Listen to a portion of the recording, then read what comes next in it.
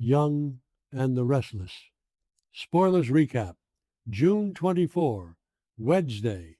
Welcome back to our channel, your ultimate destination for all things Genoa City.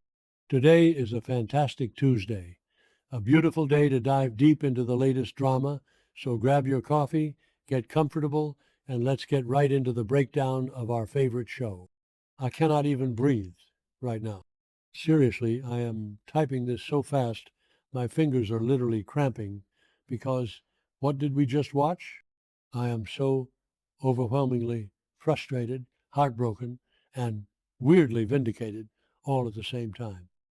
I mean, I have been watching this show religiously since 2015, and I have gone back and watched decades of classic episodes just to understand the deep lore, and I have seen some wild stuff. But this episode just took me out. The emotional stakes are higher than they have been in years. I need to vent, and I know you guys in this forum are the only ones who will actually understand the absolute emotional roller coaster I am on right now. Can we please talk about Nikki Newman first? Because my heart is shattering into a million tiny pieces for her, but at the exact same time, I am screaming at my screen like a crazy person. I knew it.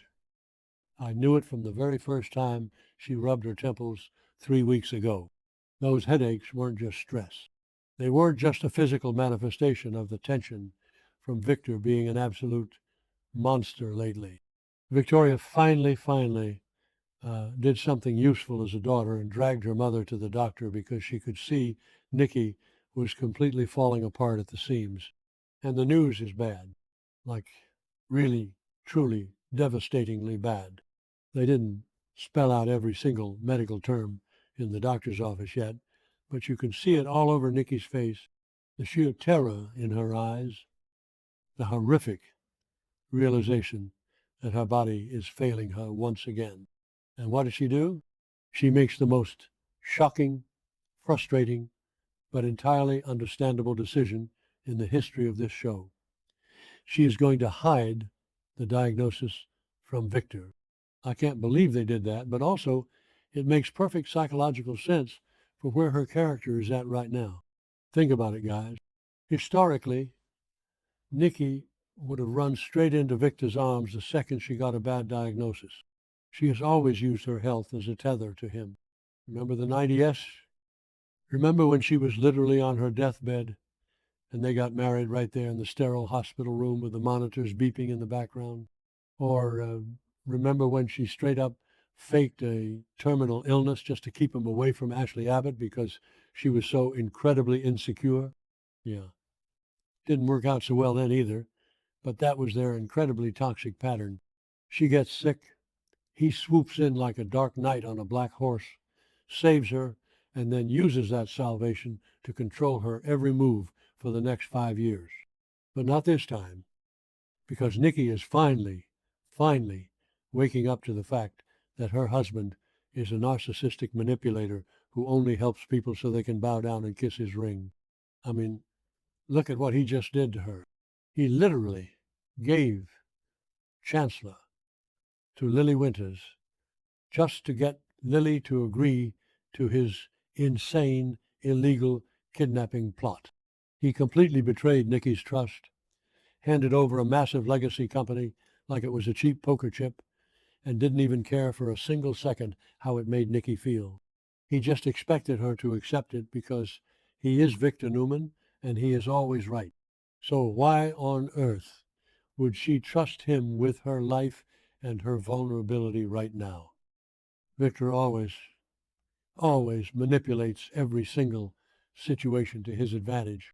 If Nikki tells him she's sick, he won't just hold her hand, stroke her hair, and be a supportive, loving husband. No, he will hire a team of elite private doctors, lock her inside the ranch, take away her phone, put guards at the door, and demand her eternal gratitude while he simultaneously destroys her enemies and probably her friends, too. Nikki knows he just wants to be the savior, so she owes him her life. She does not want to repeat that exhausting cycle. She is so tired. She just wants to process her own trauma without the mustache making it all about his massive ego and his need for absolute control. Wait, I'm getting ahead of myself. Let's just pause and think about the absolute disaster this is going to be. Because we all know this is going to blow up in her face in the worst way possible. Victor finds out everything. He has eyes and ears everywhere. He literally threatened a nurse just recently to find out the secret about Matt Clark. Oh my God, the Matt Clark thing? I keep forgetting that Nikki is already hiding the fact that Matt Clark is her biological son. So now she is hiding a massive, life-altering medical diagnosis and a secret serial killer son from the most paranoid, controlling, vengeful man in Genoa City. Am I the only one who thinks Nikki is basically signing her own death warrant here? When Victor finds out, and he will probably by hacking her medical records because he has zero boundaries, his wrath is going to be biblical. He is going to punish her for not trusting him, completely ignoring the fact that he is the reason she doesn't trust him. Okay, back to the point.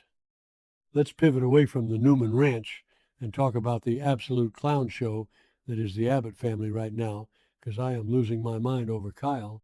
Patty freaking Williams has kidnapped Diane. I am sorry, but this is the greatest and most ridiculous storyline of the year, and I am eating it up. Patty has been unhinged for decades.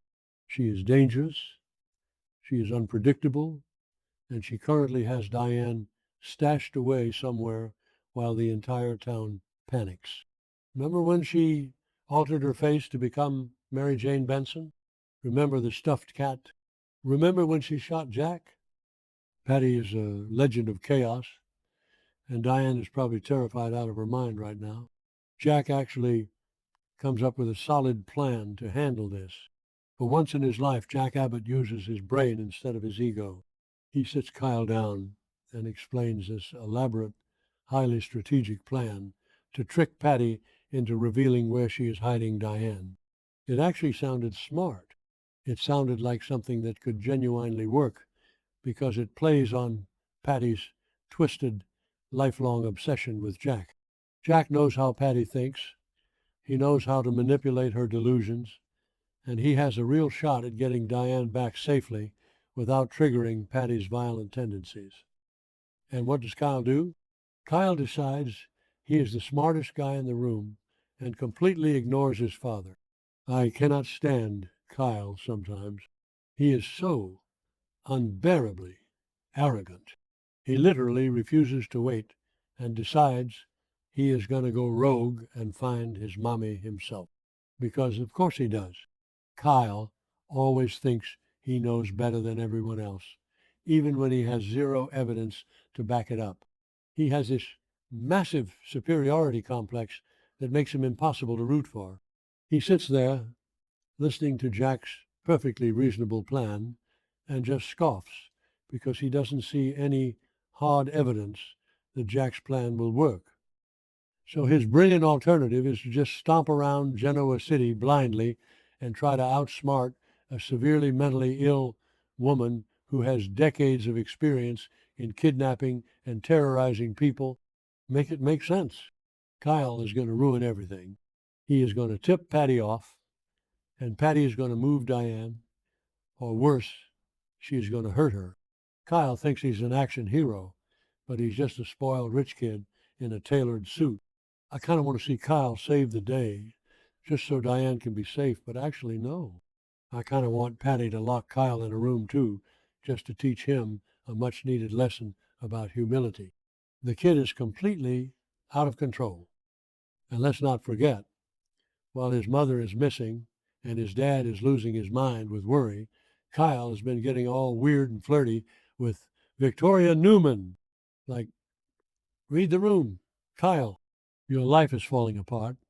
Your ex-girlfriend Claire is going to be devastated when she finds out you are moving in on her mother and you are playing corporate footsie with Victoria. I am so disgusted by his priorities right now. Victoria is just as bad, acting all concerned about Nikki's health while she tries to bed her daughter's eggs. The hypocrisy of these people is astounding. And finally, can we please talk about Nate Hastings? Poor, boring, utterly useless Nate. I know some people are loving this slow burn for Nate, but personally, I am so bored I could cry. Ever since he and Audra crashed and burned, he has literally been floating around town with zero purpose. He has no storyline. He is just a very handsome extra at this point. Remember when Nate was a brilliant surgeon? Remember when he lost his hand, cheated with Victoria, and betrayed Devon? He used to be so messy and fun. Now he is just nothing. He is actively staying out of the Lily and Devon drama, which I guess is the only smart thing he's done all year. Devon is being a total hypocrite about Mariah, wanting to throw her in prison, and Lily is busy handing the keys of Chancellor to Kane Ashby. Kane! Don't even get me started on Kane running Chancellor. I will literally break my keyboard if I start ranting about that. So Nate is just there, standing on the sidelines, sipping expensive coffee at Crimson Lights, and hanging out with Holden's mom, Stephanie. But now, suddenly, Nate is being pulled into the drama because Stephanie asks him to keep a massive secret. What is the secret? I am dying to know. Is it about Malcolm's bone marrow donor? Is it about Holden's true paternity? Is Stephanie hiding something dark and twisted from her past? I am so desperate for Nate to have a real storyline that I will take anything at this point. But if this just turns into another boring medical ethics dilemma where Nate stares blankly at a wall and gives someone a stern lecture, I am going to scream. I want messy Nate back. I want him to use this secret to blackmail someone or blow up a family dinner. I swear, this show is going to give me high blood pressure.